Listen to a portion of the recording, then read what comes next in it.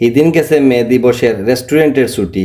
ইতা শুনিয়া অনেক সদস্য খৈলা তাইলে ফুটি। খেলা শেষে খানি হইতো না, আগে যদি শুনতাম ফজর ফড়ি মাঠো না আইয়া ফাটাফাটি ঘুমাইতাম।